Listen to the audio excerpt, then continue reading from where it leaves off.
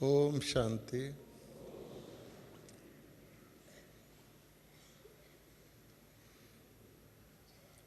बाबा का मधुबन एक ऐसा स्थान है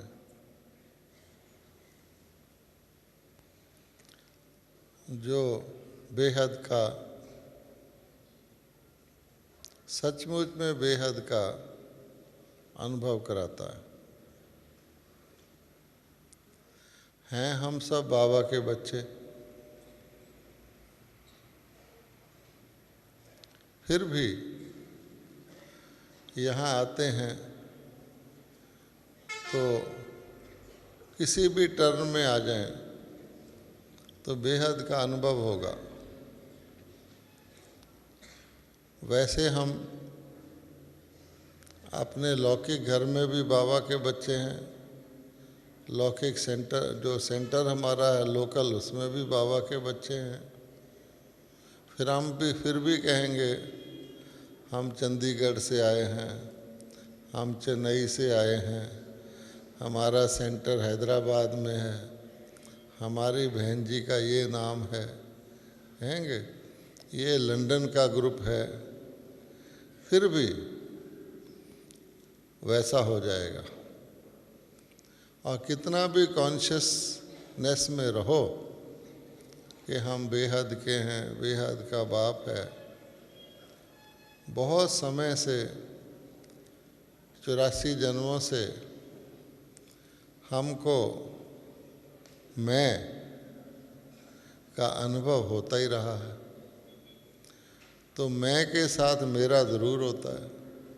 या तो मैं ख़त्म हो जाए, तो सन्यासी लोग इसीलिए लक्ष्य क्या रखते हैं,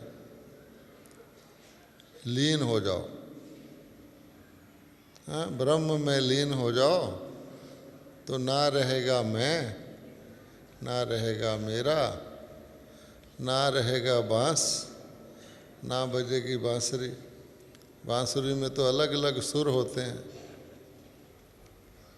लेकिन बाबा कहते हैं कि ये मैं तो परम धाम में भी रहता है और मैं हर युग में रहता है। तो केवल उस मैं को युग के अनुसार आप देखेंगे, युग का प्रभाव मैं पर और मैं का प्रभाव युग पर पड़ता है। इस युग में जिसको हम तो इससे निकल आए, आप सब किस युग के हैं? संगम युग के हैं या कल युग के हैं? जो संगम युग के हैं वो हाथ उठाओ। देखो, सब संगम युग के हैं, लेकिन हम थोड़े से हैं। जब हम लौकिक में जाते हैं दुनिया में, तो मेजॉरिटी किसकी है? दूसरे वालों की है। राज किसका है? अभी हम ले रहे हैं उसको, उनके ही हेड का है, हेड ऑफ डिपार्टमेंट का है। तो इसलिए आज के समय में आप प्रायः देखेंगे कि लोग कलयुग का नाम लेकर कहते हैं, करते मनमानी हैं, अपना संस्कार के अनुसार करते हैं, लेकिन कहते हैं कलयुग है ना, कलयुग में तो ये होता ही है। तो क्या है, इकट्ठे रहते हुए भी अकेले हैं। किसी ना किसी बात में, किसी ना किसी चीज़ में सुबह से शाम तक उनको कुछ ना कुछ झगड़ा करना ही है। अच्छा, तो ये झगड़े से सारा कुछ जो प्राप्त होता है वो ख़त्म हो जाता है। कल ही मैं एक आत्मा से मिला, बहुत अच्छी आत्मा, संसारिक हिसाब से, धन भी बहुत, अपना घर। अब उसको कोई बीमारी हो गई है, तो बीमारी की स्थिति में उसने एक सर्वेंट रखा हुआ है जो उसका सारा टाइम ध्यान रखता है। तो बोलता है कि मुझे डिप्रेशन आ गया है। मैंने कहा भाई क्यों आ गया, अच्छे भले पॉलिटिशियन है, तो अच्छा घर है, सब कुछ है। मैंने कहा अच्छा मैं आपसे बात करता हूँ। तो सार ये निकला कि वो जो सर्वेंट उनको 24 घंटे ध्यान रखता है, दवाई देता है, उठाता बिठाता है, उससे उसकी पत्नी को ईर्ष्या हो गई है। वो उसको अपने साथ खिलाता था, तो पत्नी कहती है कि ये सर्वेंट होकर आपके साथ क्यों खाता है, इसको को अपना खाना बनाया करे और खाया करे। तो बेचारा मुझे कह रहा था देखो पत्नी को मैंने जो जितना पैसा दिया, जो मांगा दिया, सब कुछ दिया, अब वो ये नहीं सहन कर सकती कि एक सर्वेंट मेरी सेवा करके मुझे खुश शांति में रखता। मामूली सी बात है, लेकिन ये घर घर में, घर घर का महाभारत चलता ही रहता है। इसमें कोई कोशिश भी करे कि मैं अच्छी तरह किसी से व्यवहार करूं, उसका अच्छा व्यवहार भी उसमें मिसफिट हो जाता है, फिट नहीं बैठता। मान लीजिए आप किसी पर दया करें, रात को आपके घर आ जाए, भाई मेरे को कोई जगह नहीं सोने की, मुझे एक रात रख लो। पहले तो कोई रखता ही नहीं आजकल, पहले ही सोचने लग जाते हैं कोई चोर होगा, उचक्का होगा, मेरे को क्या ज़रूरत है, उसको टालेंगे। अगर रख भी लें दया करके, वो तो सो जाएगा, मालिक मकान जागता रहेगा सारी रात कि भाग ना जाए कुछ लेकर। ये दया का फल है। इसी प्रकार से आप रेलवे लाइन में खड़े हैं टिकट लेने, कोई आके बोलेगा मेरी माँ बीमार है, आप मेरा टिकट ले दो, लाइन लंबी है, आप उसको ले देते हैं। बाद में आपके सामने ही हंस रहा होगा, देखा इसको बेवकूफ़ बनाया। दया करने वालों के साथ आजकल ऐसा आम होता है। एक सास थी, तो सास ने सोचा, लोग हमेशा कहते हैं कि सास बहू को अच्छी तरह ट्रीट नहीं करती, मैं जब अपने बेटे की शादी करूंगी तो मैं अपनी बहू को बेटी से भी अच्छा रखूंगी, ताकि दुनिया में मिसाल हो जाए कि सब सास ऐसे नहीं होते। ऐसा ही हुआ। जब उसकी बहू घर में आई तो उसने कहा बेटा तुमको कुछ नहीं करना, सब कुछ मैं करूंगी, तुम रानी बन के यहाँ रहो। तो बहू ने कहा ठीक है। अब बहू को खाट पर वो चाय दे, हर काम बहू की जगह वो करे। तो 8, 10, 15 दिन बीत गए। अब बहू मैगज़ीन पढ़ती रहे, सास काम करती रहे। आखिर सास ने सोचा कि ये तो शायद मैंने गलती कर ली है, मैंने सोचा था कि कुछ ना कुछ करेगी, मेरा प्यार से मेरा हाथ बटाएगी, सब, ये तो बैठ गई है, वो कुछ करे ही ना। आखिर अपने बेटे को कहा कि बेटा ये तो कुछ उल्टा ही हो गया, मैंने तो इसका भला सोचा था कि मैं उसको अच्छा ट्रीट करूं, क्योंकि कलयुग है।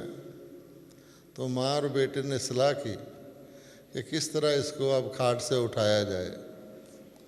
तो अगले दिन जब वो नॉर्मल मैगज़ीन पढ़ रही थी बिस्तरे पर, तो सास ने झाड़ू लगाना शुरू किया कमरे का, पहले से प्लान था। तो बेटा आया, बेटा बोला माँ आप इतनी बूढ़ी होकर ये काम कर रहे हो, झाड़ू लगाओ। नहीं नहीं मैं लगाऊंगा। तो बेटा ने माँ से झाड़ू छीन कर लगाना शुरू किया कि शायद उसको कोई तरस आए। उसको कुछ ख्याल ही नहीं किया, वो तो मैगज़ीन पढ़ रही थी। आखिर 2-3 बार ऐसा किया, उसने कहा मैं लगाऊंगी। वो कहते माता अब तू सारे घर का सारा ही काम करती है, कब सब कुछ गिनाया, तो आपको तो अब ये तो मेरे को दो काम। वो कहे बेटा मैं तू सारा दिन बाहर जाता है, कमाई करता है, थका हारा आता है, ऐसे करते रहे। तब भी उसकी जू नहीं रेंगी कान पर। अच्छा, फिर बड़ी समय के बाद उसने मैगज़ीन से आंख उठाई, बोली ये क्या सुबह सुबह महाभारत कर रहे हो, क्योंकि कलयुग में ज़्यादातर इसको महाभारत ही कहा जाता है। उन्होंने फिर दोबारा एक बार रिपीट किया अपना नाटक, तो बोली इसमें क्या प्रॉब्लम है, एक दिन तुम लगा लिया करो, एक दिन तुम लगा लिया करो। समझा आपने? क्योंकि ये कलयुग है। तो इसलिए बाबा ने हमको इससे अलग किया कि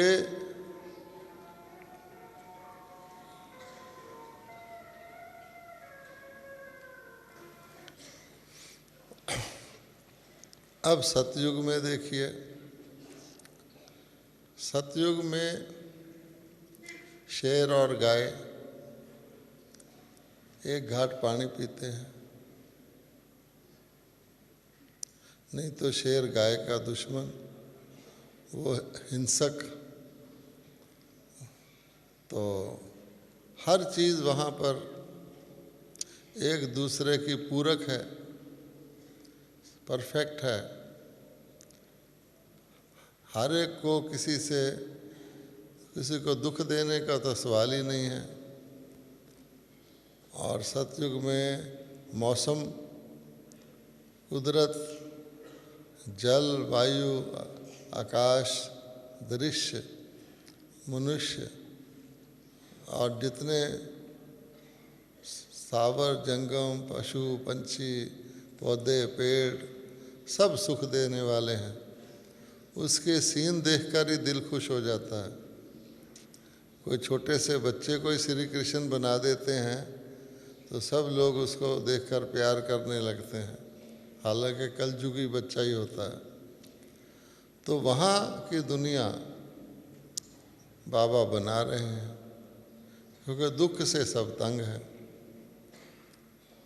तो इन दोनों का जो महान अंतर है दिन और रात का, उसके बीच में अगर आप देखेंगे एक शब्द में बयान किया जाए कि आखिर सतयुग और कलयुग में क्या फ़र्क है, तो वो शब्द है प्रेम।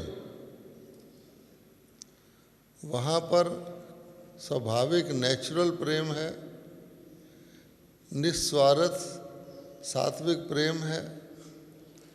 मनुष्य आत्माओं में भी है, देवताओं में, पशुओं में भी है, प्रकृति भी अनुकूल है।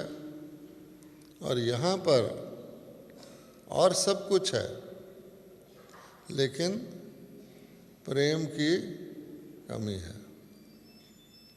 अच्छा, अब हमारे पिता को कहते हैं ज्ञान का सागर, तो हम भी हो गए ज्ञान स्वरूप।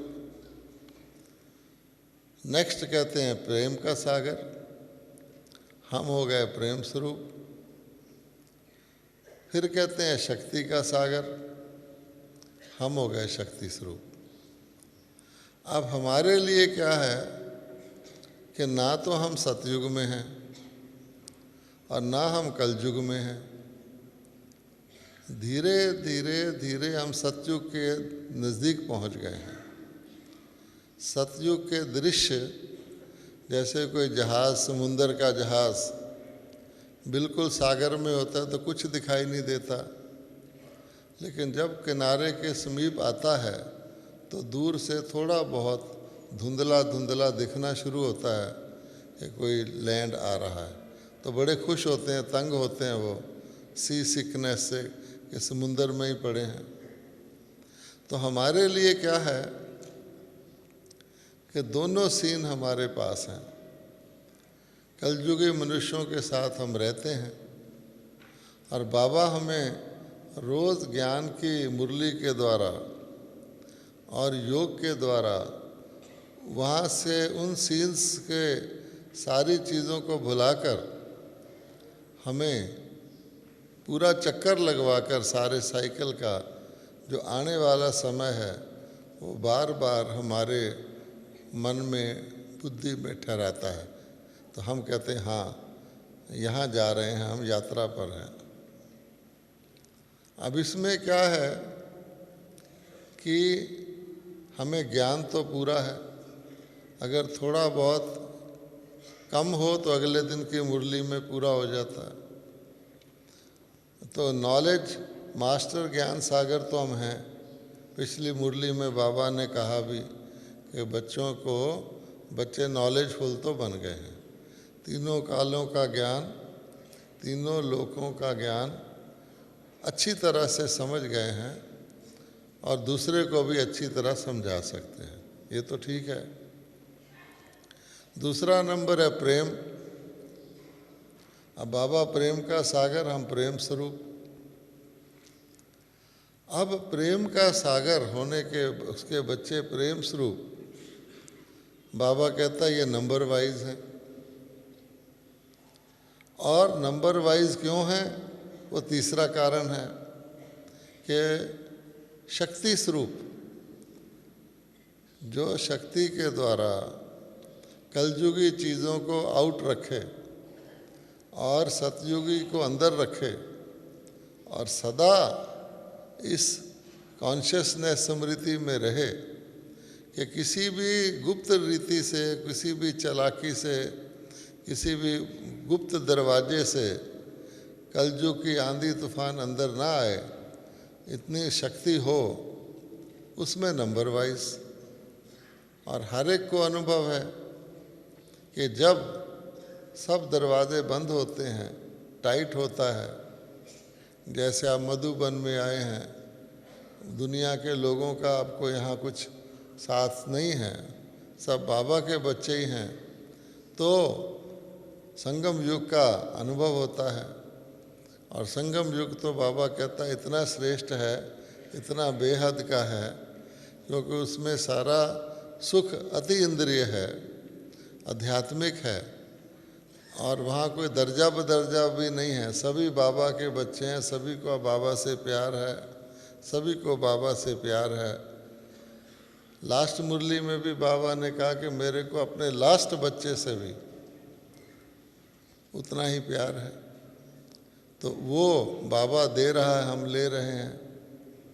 फिर क्या होता है, तो बाबा कहते हैं कि जो शक्ति बच्चों के अंदर होनी चाहिए, उस प्यार को सदा कायम रखने की, सदा याद रखने की, वह शक्ति जो ही घटती है तो दरवाज़ा का कोई खिड़की खुल जाती है, छोटा मोटा कोई लीकेज रास्ता बन जाता है, वो अंदर आके हमारे प्यार को डिस्टर्ब कर देता है।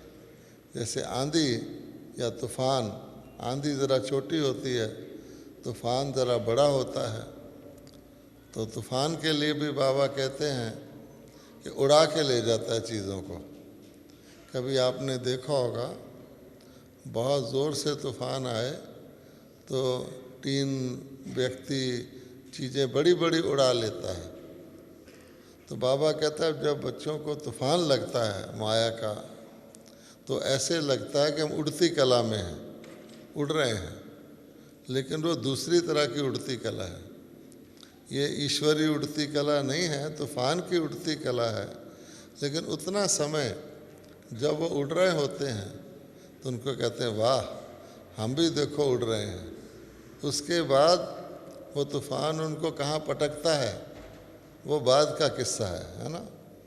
तो इसलिए संगम पर होने की वजह से हमें फ़ायदे भी बहुत हैं, और संगम पर होने की वजह से घाटा भी हो सकता है। कभी आपने देखा होगा, समुंदर के अंदर कई लोग, एक होती है लकड़ी या कश्ती, उसको पकड़ के चलती है वो मोटर से, और समुंदर के अंदर सैर करते हैं, बड़ा अच्छा। लेकिन उसमें सुख भी उनको बहुत मिलता है। अगर थोड़ा बहुत बिगड़ जाए वो, तो फिर क्या होगा।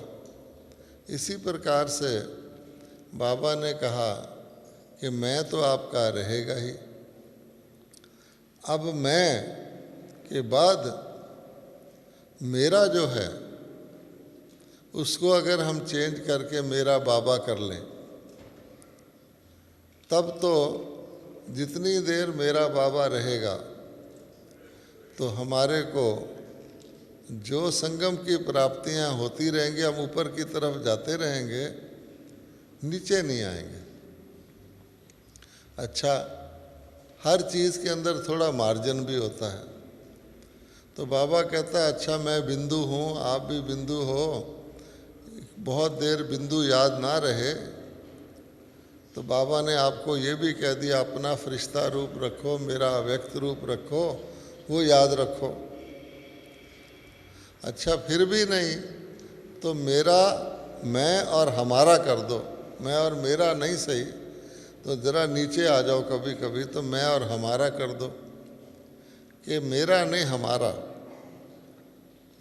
हमारा सेंटर, हमारा परिवार, हमारी ब्राह्मण फैमिली, हमारा मधुबन, हमारी सेवा, मेरा नहीं। अगर सेंटर में जाके भी कहा मेरा, मान लो मेरे पास धन बहुत है तो मैंने सेंटर को ये दिया वो दिया, या मेरे को बुद्धि बहुत है मैंने ये सेवा कराई मैंने वो कराई, फिर भी मेरा हो जाएगा। लौकिक से अलौकिक लेकिन सोने की जंजीर, कम से कम हमारा ही कर दो। तो जब हमें हमारे में भी डिफेक्ट नज़र आना शुरू हो जाए, अपने ईश्वरी परिवार में डिफेक्ट नज़र आना शुरू हो जाए, कोई कमी कमज़ोरी हमारी आँख में आ जाए, या हमारे सेंटर में, या हमारे सेंटर के टीचर में, या हमारे सेंटर को चलाने की विधि में भी आ जाए, तो फिर ये मैं तंग करता है। मैं से 4 नुकसान होते हैं। क्या क्या? जो शरीर वाला मैं है उससे 4 नुकसान होते हैं। एक तो मायूसी आएगी, कभी कोई नहीं, ज्ञान में पूरा चल रहे हैं, इतने वर्ष से ज्ञान में हैं, सेवा कर रहे हैं, सब कुछ कर रहे हैं, मुरली भी पढ़ रहे हैं, मायूसी आएगी।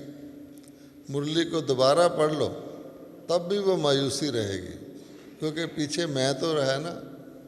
अच्छा, मायूसी, मगरूरी, मगरूरी मैंने अभिमान, किसी भी तरह का अभिमान, क्योंकि मैं मीन्स बाकियों से अलग, अभिमान। अभिमान के लिए एक मुरली चली थी, एक नेगेटिव अभिमान भी होता है, नानक नीच वाला। उसमें होता है मेरे से ये कुछ नहीं कर सकता, मैं नहीं ये कर सकता, मेरे बस का ये नहीं है। अच्छा, मायूसी, मगरूरी।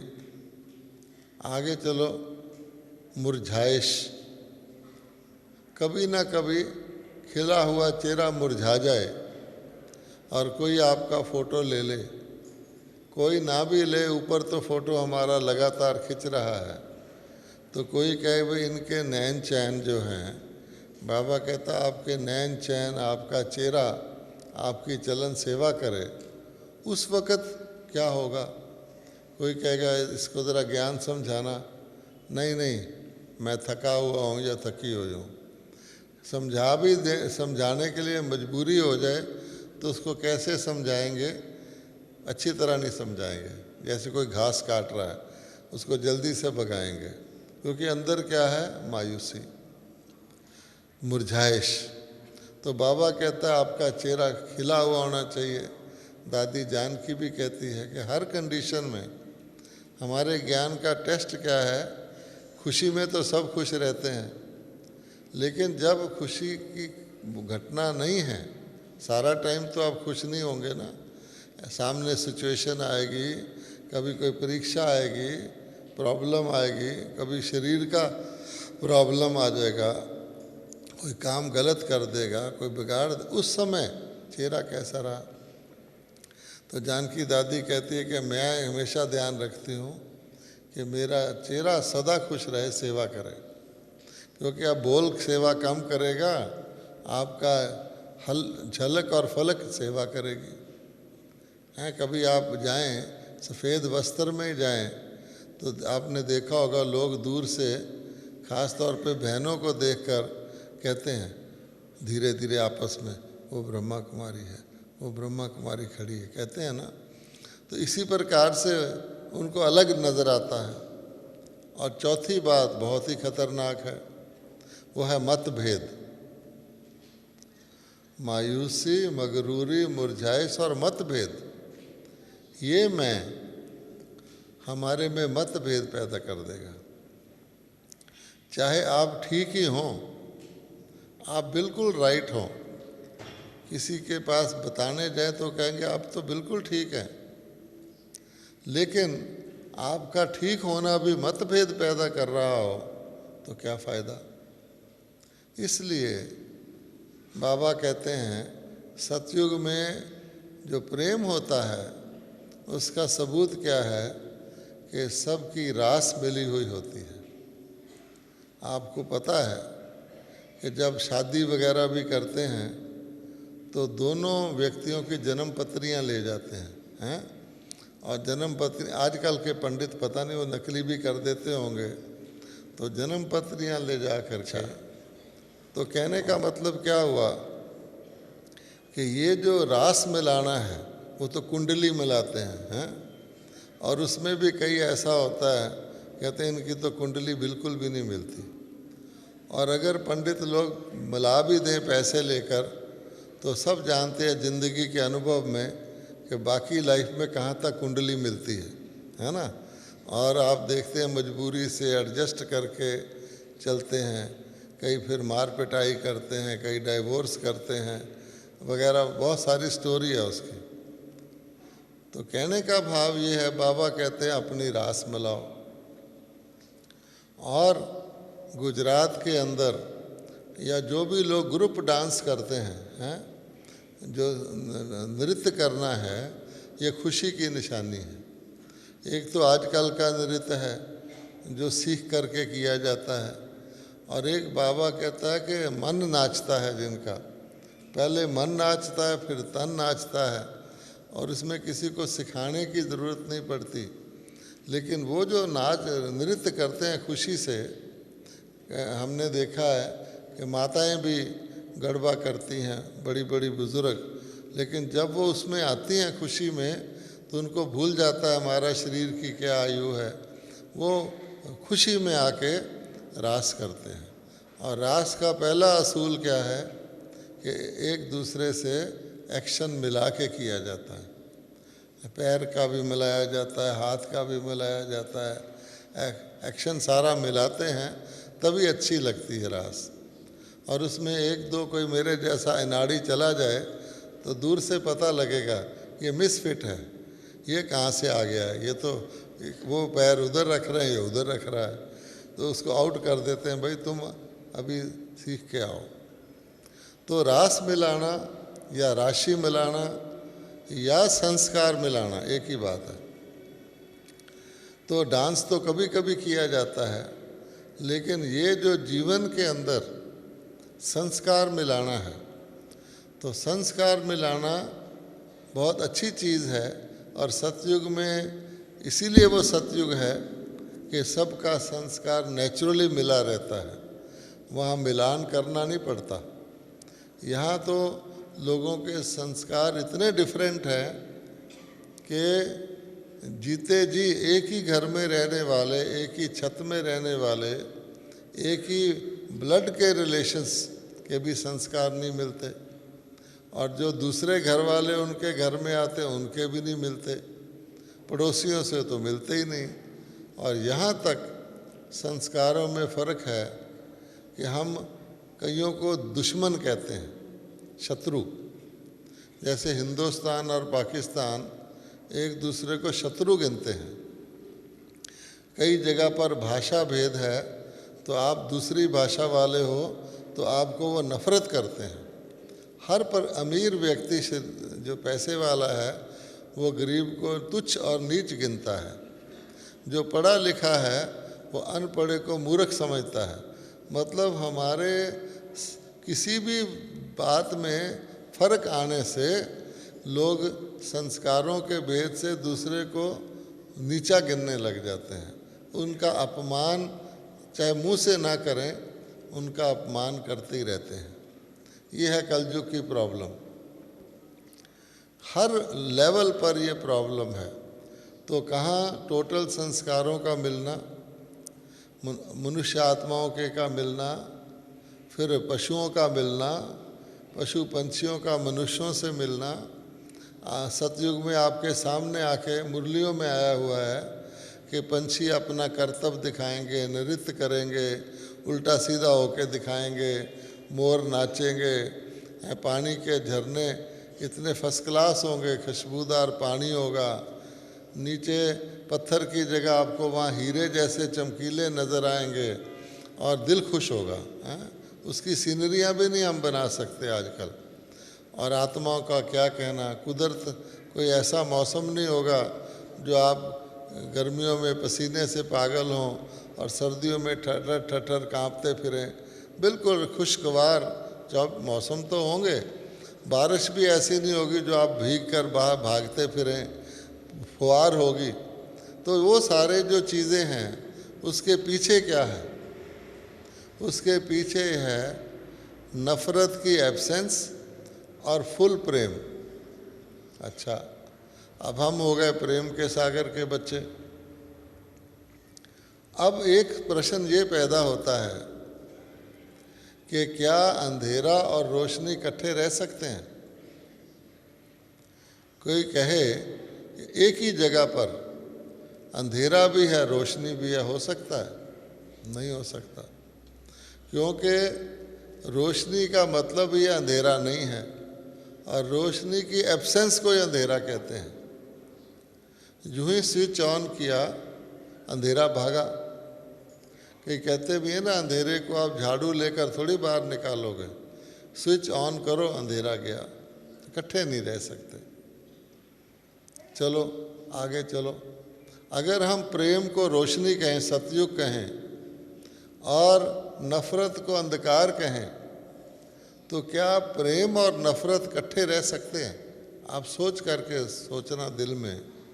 आजकल के लोग कहते हैं कि मनुष्य जो है थोड़ा भगवान भी है, थोड़ा इंसान भी है, थोड़ी उसमें बुराई भी है, थोड़ी उसमें अच्छाई भी है, उसी को इंसान कहते हैं। लेकिन आप लाइफ में भी आप देखेंगे, कईयों से आपको प्रेम है, कईयों से आपको अच्छा नहीं लगता उसका कॉन्डक्ट या उसका रहना सहना जो भी है, उसकी नेचर। तो हमारी नेचर जिससे मिलती है उससे प्रेम है, और जिससे हमारी नेचर नहीं मिलती उससे प्रेम की कमी है। तो ये प्रश्न खास है संगम युग के ब्राह्मणों के लिए कि भाई सोचो, अगर परमात्मा प्यार का सागर है हमारा पिता, तो परमात्मा के मन में किसी के लिए भी नफ़रत है? किसी के लिए भी नहीं है। नफ़रत का तो स्थान ही नहीं, प्यार का सागर है। अच्छा, यहाँ तक कि प्यार प्रेम को इतना ऊंचा, प्रेम एक मूल्य है, उसको इतनी ऊंची उपाधि दी गई है कि लव इज़ गॉड। एक होता है गॉड इज़ लव, वो तो ठीक है, लेकिन प्रेम ही भगवान है। तो प्रेम और भगवान ओतप्रोत हैं। परमात्मा मीन्स प्रैक्टिकल में परमात्मा के सर्वश्रेष्ठ गुणों में ज्ञान तो कोई कोई लेता है, लेकिन प्रेम इतना है कि परमात्मा जो ज्ञान नहीं भी लेते, जो पशु पंछी हैं जो एक दूसरे को खा रहे हैं, जो कांटेदार पेड़ हैं, जो खट्टे अनार हैं, खट्टे संतरे हैं, सबको परमात्मा बदल के अपने प्रेम से सतयुग में मीठे कर देता है। सतयुग में कोई ऐसी चीज़ होती नहीं जो एक दूसरे से नफ़रत करे या एक दूसरे को दुख दे। किसी को भी दुख दे तो किस कारण से? कि परमात्मा के प्रेम की शक्ति है ना। हमें तो बाबा कहता आप योग लगाओ, आप अपने योग से अपने विक्रम विनाश करो, अपने योग से तत्वों को सतों पर ध्यान बनाओ, हैं, मनसा सेवा करो। हम तो नंबर वाइज ही करते हैं, लेकिन क्योंकि पिता का काम है परिवर्तन करना, हम उनके साथी हैं, तो जितना जितना हम करते हैं उतना उतना हमको बाबा उसका एवजा दे देता है। लेकिन टोटल तौर पे देखा जाए कि जिन्होंने कभी तपस्या नहीं की, योग का नाम नहीं जानते, कभी मुरली नहीं सुनी, बल्कि बाबा के काम में विघ्न भी डालते रहते हैं, ऐसी भी आत्माएं हैं। वह भी टोटली घृणा से, नफरत से, दुख से, अशांति से मुक्त हो जाते हैं। चलो वो सतयुग में नहीं आते, त्रेता में भी नहीं आते, लेकिन वह भी शांति प्राप्त करके परम धाम में चले जाते हैं, मुक्ति पा लेते हैं दुख से। तो मुक्ति रूपी वर्षा तो सबको मिलता है, दुख से मुक्ति, मुक्ति का मतलब ही ये है। और टोटल परिवर्तन सतयुग में हो जाता है।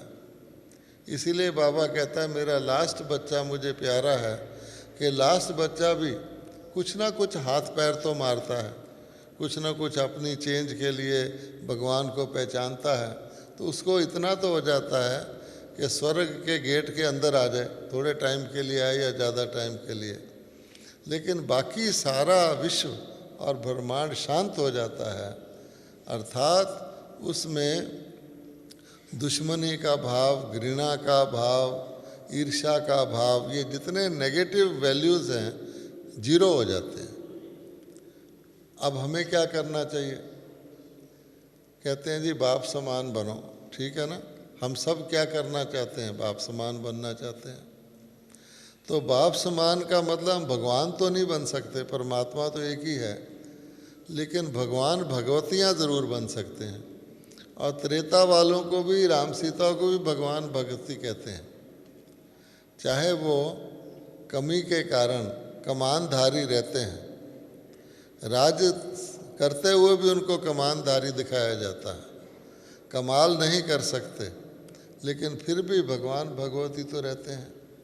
और क्योंकि उस तरह के ज़्यादा होते हैं तो उनकी प्रजा भी ज़्यादा होती है। त्रेता वालों की प्रजा ज़्यादा है, लेकिन अपनी क्वालिटी की है। तो कहने का मतलब ये है कि हमें ये सोचना चाहिए, संगम पर बाबा की कई मुरलियों में है कि लिफ्ट की स्विच आपके हाथ में है। अगर आपने ऊपर का बटन दबा दिया तो ऊपर चले जाओगे, और अगर अंडरग्राउंड का दबा दिया तो लेवल से भी नीचे चले जाओगे। वो स्विच मैं का ही है। क्योंकि हमारा पहला प्रश्न भी ज्ञान का था जब हम आए थे, मैं कौन हूँ। और बाबा ने कहा अंतिम प्रश्न भी यही होगा, मैं कौन हूँ। तो अगर आपने बीच में इम्तिहान पास कर लिया तो आप ऊपर चले जाओगे हैं, और वरना बोलते रहोगे मैं आत्मा हूँ, मैं परम धाम के निवासी हूँ, मैं उड़ता पंछी हूँ, उड़ोगे नहीं। क्योंकि आपने सिर्फ थ्योरी समझी है, ज्ञान समझा है, प्रैक्टिकल नहीं किया। इसलिए संगम पर हमें जितना समय हम आत्मा रूपी मैं में रहेंगे, सीधी बात है, जितना समय हम आत्मा कॉन्शियसनेस में रहेंगे तो हमारा स्विच ऊपर को ले जाएगा। क्योंकि आत्मा मीन्स और भी आत्माएं हैं, वो मेरे भाई हैं, एक ही पिता की संतान है। अब एक पिता की संतानों में तो फिर भी प्यार रह सकता है, लेकिन अगर पिता के 3 भाई हों, आपके ताऊ चाचा भी हों, और उनकी भी संतान हो जिसको कज़न कहते हैं, जैसे एक किसी की 2-3 पत्नियां हो तो उसको सौत कहते हैं, सौतीली माँ, उसके बच्चे फिर सौतीले बच्चे हो जाते हैं, मेरे सौतीले भाई, जैसे सद्दाम हुसैन के कई हाफ ब्रदर्स हैं। तो इस प्रकार से हमारा तो एक ही पिता है, सिंगल, और उसके बच्चे हमारे डायरेक्ट भाई बहन हैं, कोई कज़न नहीं है हमारे। इसलिए हमें उनको, तभी मैंने कहा कि पिता तो पिता ही है, लेकिन बाबा हमेशा कहता है एक तो ड्रामा और एक परिवार, ये 2 चीज़ें हमारे टेस्ट के लिए हैं। ज्ञान मिल गया और हम कोई घटना हो जाए तो हम उसके ऊपर क्वेश्चन मार्क कर लें, ये क्यों हो गया, ये क्यों हो गया, ऐसा भी होता है। तो यह जो क्वेश्चन मार्क है, उस समय हमें ड्रामा भूला हुआ है। थोड़ी देर में याद आ जाएगा तो हम कहेंगे अरे ये तो ड्रामा है, पहले भी हुआ था, कोई बात नहीं, वो अपना पार्ट कर रहा है, हम अपना पार्ट कर रहे हैं। लेकिन उस समय क्या होता है, उस जब भूला हुआ है, उसने ऐसा क्यों किया, ये गलत क्यों किया, दूसरों को भी फिर हम कहते हैं देखो ये बात ठीक है, ये ज्ञान में होनी चाहिए, ये सेंटर में होनी चाहिए। तो हमने क्या, उस समय हम उस बटन को पकड़े हुए जो दूसरे मैं वाला है, और हम अपने लिए मायूसी पैदा कर रहे हैं, दूसरों में मतभेद पैदा कर रहे हैं, और अपनी बात को राइट कहकर सिद्ध करते हुए जिद कर रहे हैं। अर्थात हम अहंकार में हैं, हम मजबूर, जिसको कहते हैं मगरूर हैं, तो मगरूरी के नशे में चूर हैं। इसलिए हमें ये टेस्ट है हमारा कि हम कितना टाइम ड्रामा को याद रखते हैं। ड्रामा हमें याद तो आता है, घटना के बाद में आता है तो नुकसान करके आ जाता है। जैसे बाबा कहते हैं ना, किसी गाड़ी की ब्रेक ढीली हो, लगती तो है लेकिन जब लगाना चाहे उस समय नहीं लगती, एक गज दूर जाके लगती है, और तब तक कुछ ना कुछ नुकसान हो जाता है, जान का या माल का, कोई जख्मी हो जाता है या कोई चीज़ टूट जाती है। तो इसलिए ड्रामा रूपी ब्रेक को खास तौर पे जब कोई व्यक्ति चढ़ रहा हो या उतर रहा हो फास्ट, तो ज़्यादा ध्यान रखना पड़ता है। लेवल सड़क पे ब्रेक नॉर्मल भी चल सकती है, लेकिन जब घोर कलयुग नीचे को बहुत तेज़ी से जा रहा है और आप भी उसी दुनिया में रह के अपने हिसाब किताब चुकतू कर रहे हैं अभी तक, और आप स्वयं ऊपर जाने की कोशिश कर रहे हैं, पुरुषार्थ जिसको कहते हैं, तो दोनों तरफ से, खास तौर पे नीचे जाने से बचने के लिए, तो हमें अपनी ब्रेक को बहुत लगातार उसको देखते रहना है, और इन एडवांस एक पैर तो ब्रेक पर ही रखें ताकि पता नहीं कब लगानी पड़ जाए। तो जब घटना आए, घटना के आने से पहले ही उसका पूर्व ज्ञान हो जाए। इसीलिए बाबा कहता है मास्टर त्रिकालदर्शी रहो, सुदर्शन चक्कर घुमाते रहो। घटना से आने का पूर्व ज्ञान किसको होगा? जो लगातार सुदर्शन चक्कर घुमाता रहेगा। जैसे हमें खेल कराते हैं ना, वो कुर्सियों वाला खेल नहीं कराते, म्यूज़िक बजाते रहते हैं, heaven is coming, heaven is coming, heaven is coming, तो सब भागने वाले अलर्ट रहते हैं। ये जो ही कहा स्टॉप, तो कहीं ना कहीं अपनी कुर्सी पे बैठना है, तो उनका अटेंशन रहता है, अपने ग्रुप की तरफ भी रहता है कि मेरे आसपास भी कुछ हों जिनको हम पकड़ कर अपना जीत जाएं। 3 कहेंगे तो 3 का ग्रुप बन जाएगा, जो बच गया वो बाहर। इसी पर अंत में कोई जीतते भी हैं, ज़्यादा सावधान रहते हैं। थोड़ी लक भी काम करती है, थोड़ा अनुभव भी काम करता है। तो इसी प्रकार से ड्रामा की पॉइंट खिसकी तो कुछ ना कुछ गड़बड़ हो जाएगी, फिर याद ज़रूर आएगा। इसीलिए कहते हैं कि सरस्वती जो थी, 3 देवियाँ बगीचे में सैर कर रही थी, सरस्वती, लक्ष्मी और भावी, जिसको हम ड्रामा कहते हैं, भावी। तो नारद जी भी वहाँ गए, तो अचानक नारद जी के नाक में खुजली हुई, तो नारद जी ने अपने हाथ से ऐसे ऐसे किया। अब तीनों देवियों ने कहा ये नारद जी हमें नमस्कार सलाम कर रहे हैं, तो आपस में कहने लगी कि सरस्वती कहे मुझे सलाम किया है, लक्ष्मी कहे मुझे नमस्कार किया है, और भाभी कहे मुझे किया है। तो उन्होंने, क्योंकि जब 2-3 होते हैं तो डिफरेंस तो हो ही जाता है, हर एक को अपना अपना, सरस्वती को अपना वैल्यू है, मैं बुद्धि की देवी हूँ, लक्ष्मी कहती मैं पैसे की हूँ, मेरे बगैर तो काम ही नहीं चलता, भाभी कहती तुम कुछ भी कर लो, भाभी टाले नहीं टले, मेरे बगैर तो गुजारा ही नहीं। अच्छा, उन्होंने कहा नारद से ही पूछ लेते हैं। तो गई, नारद जी प्रणाम। बोला क्या है? तो नारद जी आप, सरस्वती को बहुत ज़्यादा था कि बुद्धि जैसी तो कोई चीज़ ही नहीं। जैसे हम ज्ञानी आत्माएं ज्ञान ले लेते हैं, हल्दी की गांठ लेकर हम पसारी बन जाते हैं, दिलवाला मंदिर में जो जाएगा उसको समझाना शुरू कर देगा कि भाई दिलवाला हमारा यादगार है। आखिर वो रोकते हैं भाई कोई कोई समझाओ। अच्छा, तो सरस्वती ने पूछा, नारद जी आपने मुझे नमस्कार किया है ना? नारद जी बोले, मैं तुम्हें क्यों प्रणाम करूँगा? उसने कहा क्यों? बोला, जब कोई घटना घट जाती है उस समय तो तुम आती नहीं, बाद में आती हो। हैं, जैसे दिल्ली के पुलिस वाले एक्सीडेंट के बाद आते हैं ना, तो तुम अकल जो होती है, अकल पहले आ जाए तो नुकसान ही ना हो, घटना घटे ही ना। लेकिन जब हो जाता है बाद में आती हो और पछतावा कराती हो, अरे मैंने ऐसे क्यों नहीं कर लिया, मैंने खाम खा उससे झगड़ा मोल ले लिया, खाम खा उससे गुस्सा कर लिया, तो तुम तो बाद में आती हो। तो अकल के लिए यही कहा जाता है, बाद में आती है। दिल्ली में एक बार आग लग गई, तो आग बुझाने वाले जो होते हैं ना, वो इंजन, वो देर से पहुँचे, तो आग ज़्यादा नुकसान कर दिया।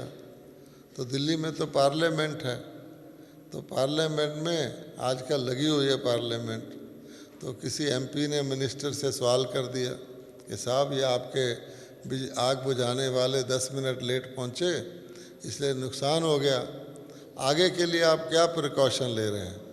मिनिस्टर से पूछा जाता है आगे से क्या सावधानी बरत रहे हैं?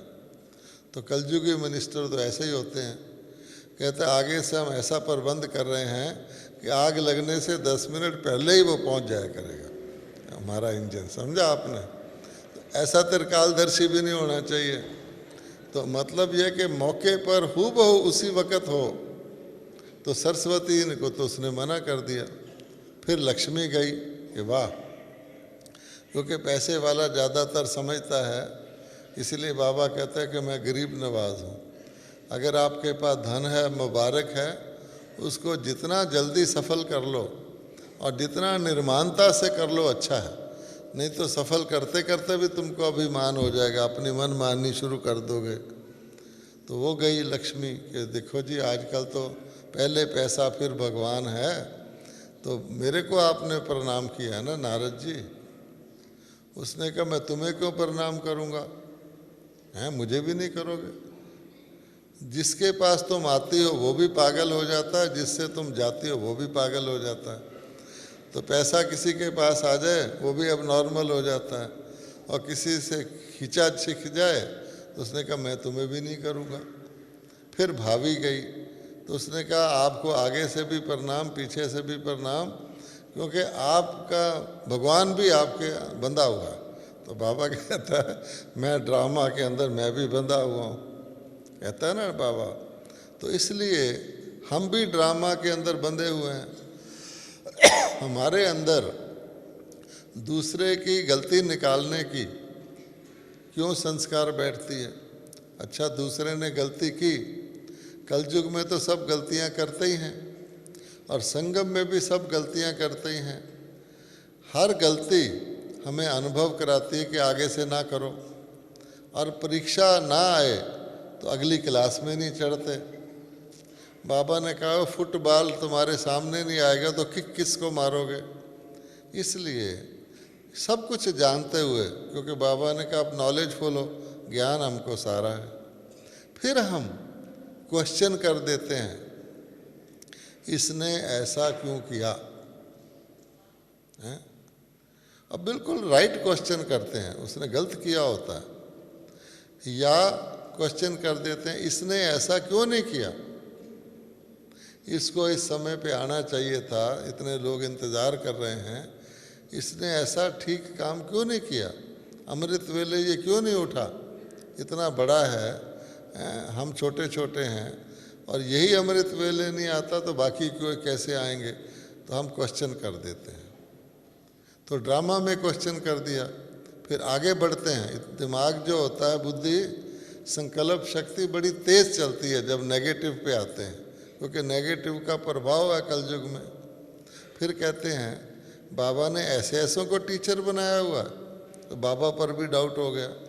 बाबा ने ऐसे ऐसे को रखा हुआ है आगे, ये तो एग्जाम्पल ही गलत है, सैंपल ही गलत है, लोग माल क्या खरीदेंगे, इसीलिए हमारी सेवा नहीं बढ़ती। तो ऐसे और आगे चलते जाओ, तो मैं ज़्यादा वर्णन नहीं करता, परंतु ये क्वेश्चन करना गलती दूसरा कर रहा है, ठीक है। जो करेगा सो पाएगा, उसका फल उसको मिलेगा। उसकी गलती से मैं क्यों डिस्टर्ब हूँ और दूसरों को भी डिस्टर्ब कर रहा हूँ। इसलिए बाबा ने इसको भी स्पष्ट किया है। कहते क्या क्यों हम राइट को राइट, रॉन्ग को रॉन्ग भी ना कहें, ये कहाँ का ज्ञान है। कोई गलत काम हो रहा है मुझे तो कहना चाहिए ना, उसको रोकना चाहिए। बाबा कहता है कि रॉन्ग को रॉन्ग समझना, राइट को राइट समझना ठीक है, लेकिन बुद्धि तक। अगर उसकी रॉन्ग को आप अंदर ले गए तो उस व्यक्ति के साथ आपका व्यवहार भी बदल जाएगा। जब उसको देखोगे ये गलती करने वाला है, ये गलत है। इसलिए बाबा कहता है कि ड्रामा को ध्यान में रखो तो आप खुश रहोगे। ये सारा ज्ञान हमें खुशी की तरफ ले जाने वाला, हमारा दुख घटाने वाला है, लेकिन विस्मृति आने से टेम्परेरी वो निकल जाता है। और लास्ट बात, परिवार को, दैवी परिवार में तो भांत भांत की आत्माएं हैं। जब बाबा कहता है मुझे लास्ट बच्चा भी प्यारा है, माता पिता को तो बच्चे प्यारे ही होते हैं, लेकिन फर्स्ट भी तो प्यारा है ना। तो माता पिता को सारे ही बच्चे प्यारे होते हैं, लेकिन लायक बच्चे ज़्यादा प्यारे होते हैं, ऐसा तो है ना। हे अर्जुन, ये ज्ञान पात्र को दो, कहता है। तो जो उस ज्ञान को धारण करके लायक बन के दूसरों को करवाते हैं, गलतियों के निमित्त कम बनते हैं, जिनको देखकर लोग सौदा करने को ज़्यादा तैयार होते हैं और सौदा ना करने को कम तैयार होते हैं, तो हमें वो देखना चाहिए। इसलिए भगवान की सिलेक्शन है, परमात्मा की सिलेक्शन है। किसी के माथे पर नहीं लिखा हुआ ये सतयुग की आत्मा है, किसी के ये भी नहीं लिखा हुआ ये अंत तक कहाँ पहुँचेगी। कई अच्छे अच्छे चलने वाले, ये अच्छे अच्छे सोल्जर भी मर जाते हैं, उसको तीर लग जाता है, किसी का घोड़ा मर जाता है। तो बाबा कहता है ये युद्ध है, तो युद्ध में रिजल्ट तो अंत में ही निकलना है। कई बाबा कहता है अंत में आके पूरे सावधान हो जाते हैं। लास्ट सो फास्ट का भी गायन है, सेकंड में जीवन मुक्ति का भी गायन है। तो बड़ी भारी लीला है। तो इस लीला को समझते हुए हम अपने आप को किसी आत्मा पर उंगली करके ये कर रहा है, ये ज्ञान के विरुद्ध है, हो सकता वो पुरुषार्थ कर रहा हो, तो हमें क्वेश्चन करना, मैंने परमात्मा में क्वेश्चन करना। तो हमेशा जब पूछा जाता है परमात्मा में निश्चय पूरा निश्चय है, ज्ञान में निश्चय पूरा निश्चय है, परंतु फिर परंतु में कहते हैं ब्राह्मण परिवार में जब हम देखते हैं ना, तो हमें हैरानी होती है, इतना ऊंचा ज्ञान ये क्या कर रहे हैं। तो बाबा कहते हैं इसमें भी निश्चय रखो।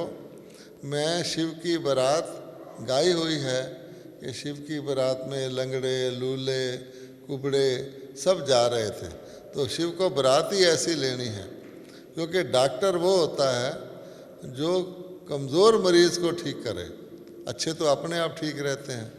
तो बाबा कहता है मैं ऐसे अलियाओं गुनकाओं कुब्जाओं अजामील को भी पावन करके मैं सतयुग बना लेता हूँ। तो ये ध्यान रखते हुए सार ये है कि संस्कार बनाने के लिए हमें त्रिकालदर्शी रहना चाहिए, बाबा को याद रखना चाहिए कि बाबा की ये रचना है। कैसा भी है बाबा का बच्चा इसलिए परम प्रिय है, जब बाबा को अति प्रिय है तो मुझे भी होना चाहिए। तो अपने अंदर सोचकर अपने अंदर अपने दृष्टि में परिवर्तन लाना है। ये सोचेंगे दूसरा ठीक हो जाएगा तो हम खाम खा में परेशान होंगे। तो लास्ट मुरली कितनी अच्छी थी कि अपनी शान में रहो तो आप दूसरों की भी शान रखेंगे, खुद परेशान होंगे तो दूसरों को भी परेशान करेंगे। तो सेल्फ रिस्पेक्ट को में कायम रहना, सेल्फ रिस्पेक्ट को सदा याद रखना, अपने सम्मान की सीट पर सेट रहना, ये सब चीज़ों का इलाज है। तो सेल्फ रिस्पेक्ट वाला रास मिला सकता है, नीचे गिरे को उठा सकता है, छोटा है तो गोद में ले सकता है। तो सेल्फ रिस्पेक्ट का प्रूफ है सम्मान देना। अगर हम सम्मान देने में थोड़ा भारी महसूस करते हैं, दूसरे को सम्मान मिल रहा है तो उसमें थोड़ा डिस्टर्ब फील करते हैं, अपना सम्मान हो तो ज़्यादा खुश होते हैं, दूसरे के अपमान मिल रहा है तो उसमें खुश होते हैं, और अपना अपमान सहन नहीं कर सकते हैं तो कुछ गड़बड़ है। इसलिए स्वमान में रह के सम्मान देने की, हर एक को सम्मान देने की शक्ति हमारे अंदर हो और सदा हम प्रेम स्वरूप रहें, तो मेरा ख्याल है हमारा जो बाबा कहता है उसकी शिक्षाओं को हम और ज़्यादा पालन कर सकेंगे। ओम शांति।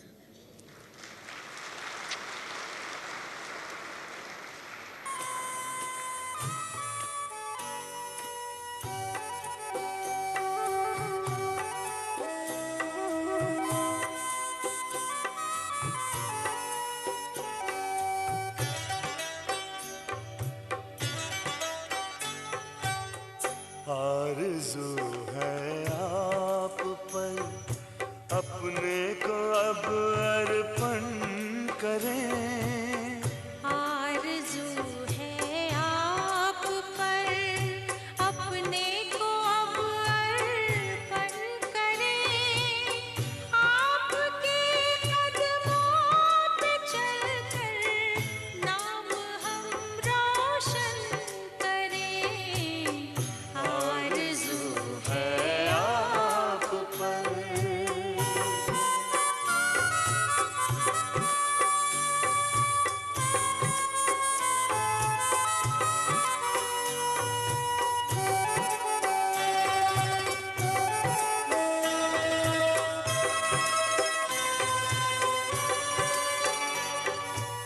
सांस और संकल्प से बस आपके गुणगान हो।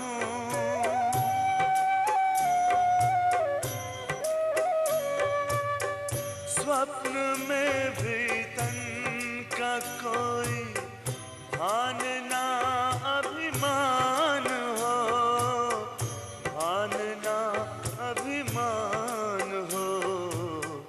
लोकहित का ध्यान हो, कल्याण में चिंतन करें। आपके कदमों पे चलकर नाम हम रोशन करें। आरज़ू है आप पर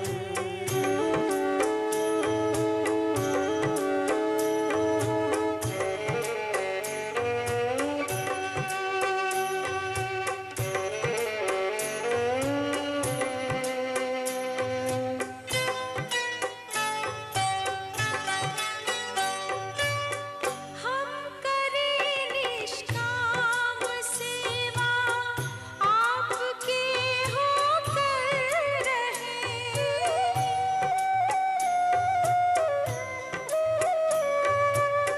मन वचन और कर्म अपने सेवा में तत्पर रहें। सेवा में तत्पर रहें। दिल के दर्पण से सभी नित आपका दर्शन करें। आपके कदमों पे चलकर नाम हम रोशन करें। आरज़ू है आप पर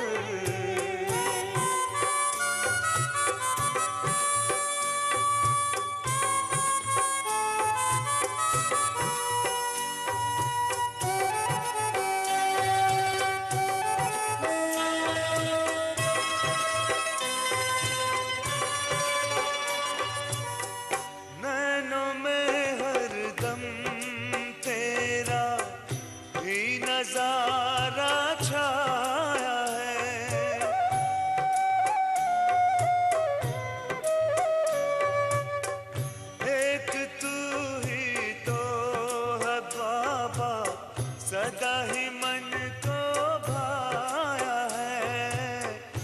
सदा ही